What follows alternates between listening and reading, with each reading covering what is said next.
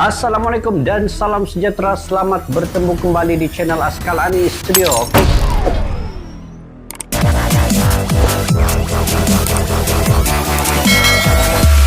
Hey guys, pada hari ini kita santai-santai ya, petang-petang ngobrol di sore-sore ini terkait dengan jadwal klasmen dan juga bagaimana kedudukan timnas pasukan-pasukan yang ada di grup E sampailah grup yang ada di J.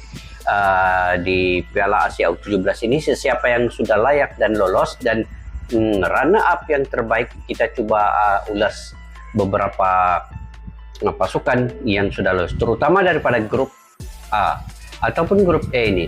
Kalau kita melihat di sini, Jepang ataupun Jepun ini telah layak sebenarnya untuk lolos ke peringkat seterusnya. Kemudian Jordan dan Turkmenistan ini masih lagi bersaing untuk runner up yang terbaik.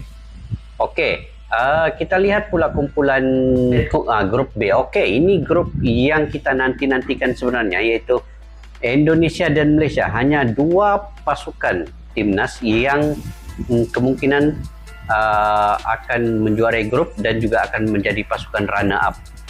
Tiga tim terbawah, Uni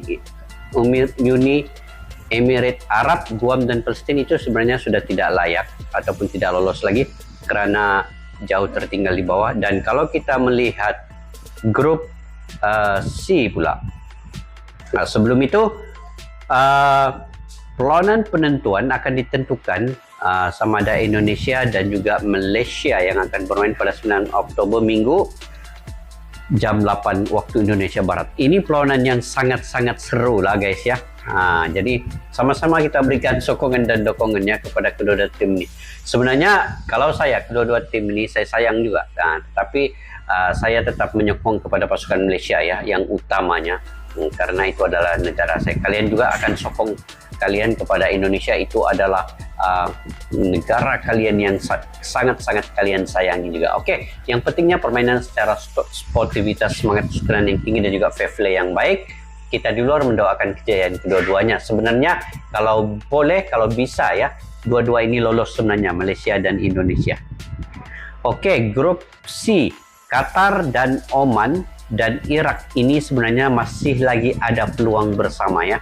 Jadi dari grup C ini ada tiga, Qatar, Oman dan Irak. Kemudian kita ke kumpulan D pula, Saudi Arabia dan juga India yang layak. Kuwait, Myanmar dan Maldives sudah tidak layak ataupun tidak lolos. Grup E hanya Yaman dan Bangladesh sahaja.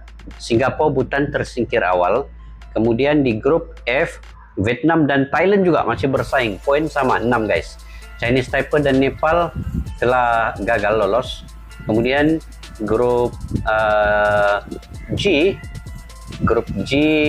Australia, China, Kamboja dan Kepulauan Mariana tersingkir. Kemudian kita pergi ke grup H, Afghanistan dan juga Tajikistan. Kemudian Iran telah lolos secara otomatis dan mengikutinya adalah Laos dan Kyrgyzstan yang masih lagi bersaing. Seterusnya di kumpulan grup yang terakhir, yaitu Uzbekistan dan South Korea berkemungkinan juga akan lolos.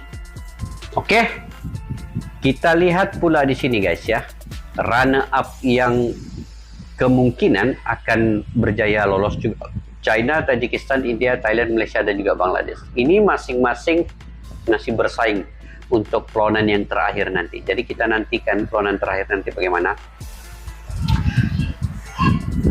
Kemudian kita terus ke lolos putaran final Piala Asia U17 2023 ini.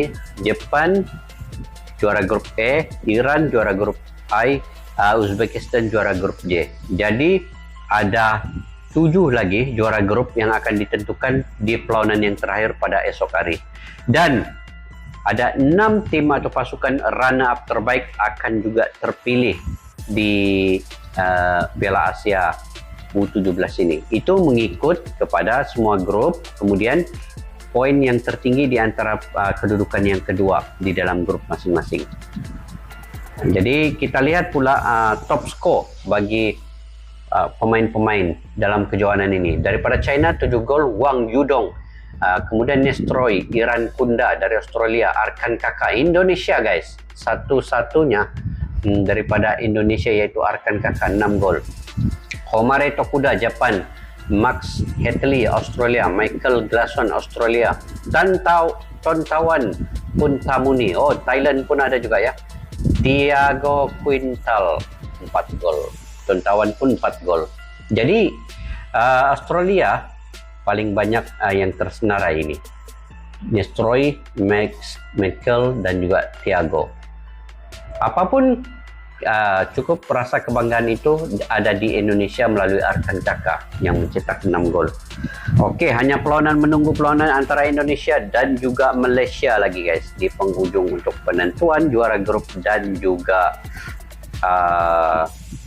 bakal lolos dan juga runner up terbaik nanti. Jadi apapun derby Nusantara ini kembali, Garuda Muda dan juga Harimau Muda Malaya akan berentap pada Minggu 9 Oktober di Stadium Pakansari Bogor ya guys. Jadi ini kalau mengikut ya analisa, saya punya mengikut analisa saya sendiri sepanjang kejohanan ini. Sebenarnya di atas kertas, di atas table, di atas klasmen ini Indonesia sebenarnya bisa mengalahkan Malaysia dengan mudah sebenarnya apabila kalau kita melihat dari perlawanan pertama, kedua, dan sehingga kini, Indonesia menang ke semua perlawanan. Malaysia imbang 1-1 dengan Guam, sedangkan Malaysia imbang 1-1 dengan Guam, sedangkan Indonesia mengalahkan Guam itu 14-0. Cukup jauh perbedaannya, jarak yang begitu jauh ya. Jadi ukuran daripada atas kertas ini, kalau ikut secara reality faktanya itu pastilah Indonesia akan dapat mengalahkan Malaysia dengan mudah ya.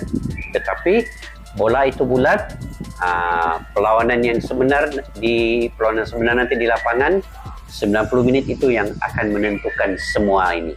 Jadi apapun kita mendoakan ya permainan Malaysia dan Indonesia ini bermain secara yang paling terbaik, semangat kekeluargaan yang tinggi seperti mana perlawanan di antara Indonesia dan juga Palestina, Indonesia UAE, begitu juga Indonesia dengan Guam. Hanya 90 menit di lapangan saja itu berentap berhabis-habisan, tetapi selepas itu saling mendukung, saling berpelukan dan juga saling sayang menyayang di antara satu dengan yang lain. Jadi moga-moga kita mengharapkan satu dokongan daripada pendukung, penonton, penyokong di luar yang menyaksikan ini, sama ada di media sosial dan semualah itu harus bersikap secara positif, bersikap secara baik dan juga melontarkan kata-kata melalui medsos itu dengan baik, jujur dan sebagainya, supaya mengelakkan ada provokasi-provokasi yang tidak diingini berlaku. Kalaupun ada segelintir yang membuat perilaku seperti itu, yang negatif itu, kita ambil jalan neutral guys. Jangan kita melayan secara berlebihan apa yang mereka katakan itu. Jadi pastinya kedua-dua negara ini ada saja yang tidak berpikiran positif, sudah tentu.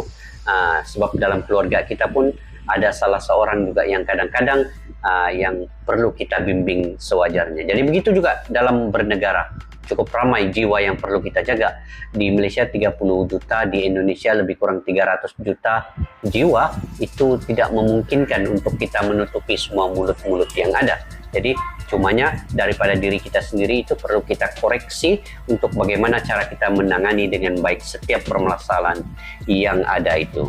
Jadi mudah-mudahan guys, sekali lagi sama-sama kita doakan bersama supaya Malaysia dan Indonesia ini, sebenarnya saya ingin kedua-dua ini lolos guys ke Piala Asia. Tetapi apapun penentuannya pada esok hari, yang akan menentukan sebenar bagaimana keadaan itu berlaku. Jadi saya masih lagi pusing, saya tidak dapat memprediksi guys, Malaysia dengan Indonesia ini bagaimana skornya nanti. Cuma di atas kertasnya Indonesia itu akan mengalahkan Malaysia, dan di lapangannya nanti mungkin akan berbeda ya, mungkin Malaysia akan dapat mengimbangi permainan Indonesia itu juga. Nah, Indonesia walaupun dia kuat dan hebat pada kita ketika ini, saat ini, tetapi Malaysia bila menentang juga tim yang kuat, dia akan dapat mengimbangi sebenarnya. Perlawanan itu menjadi lebih menarik, lebih menghibur, dan juga lebih menyerukan lagi guys. Sampai begitu. Oke guys, sampai di situ saja ya. Jika kalian juga punya pendapat dan pandangan tersendiri terkait dengan perlawanan ini, bolehlah komentar di ruang kolom di bawah untuk berbagi info yang bermanfaat dari kalian. Info kalian yang positif itu saya sangat memerlukan untuk kita membuka minda dan ide-ide yang baru. Oke, sampai di situ saja. Berjumpa lagi di video yang akan datang. Salam silaturahmi, salam persaudaraan. Majulah sukan untuk negara. Assalamualaikum. Bye-bye.